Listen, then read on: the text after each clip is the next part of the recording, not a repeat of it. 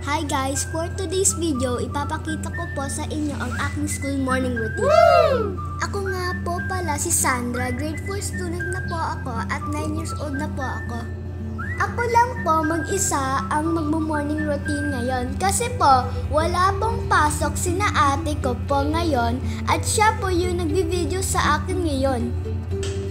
At kinat na po ni ate yung video na nagbibihis po ako. Ang tagal ko po kasi magbihis eh.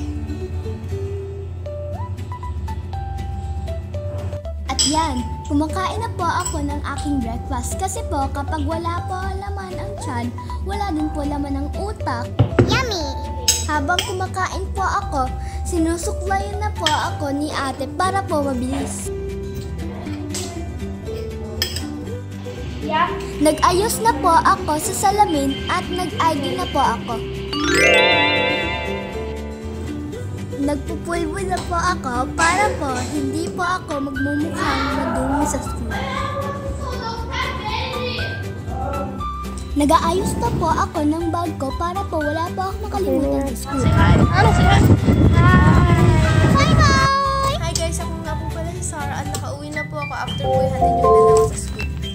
Nagkape po muna ako habang naghihintay po ako ng oras. Yummy! One eternity later. Hi guys! Magsusundo na po kami sa dalawang kulit na bata.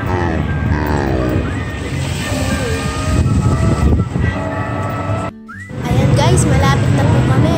Dito na kami guys. Malapit na.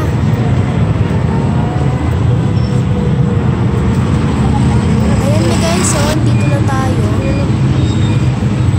Hi guys! Ito nga po pala ang aming mama na /driver /tagahatid sa school.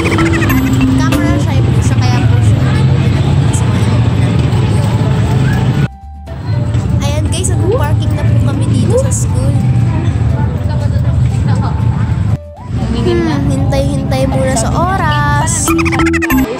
Ayan na guys, ito na si Sandra guys oh. Kumusta yung school? Tingnan sa akin.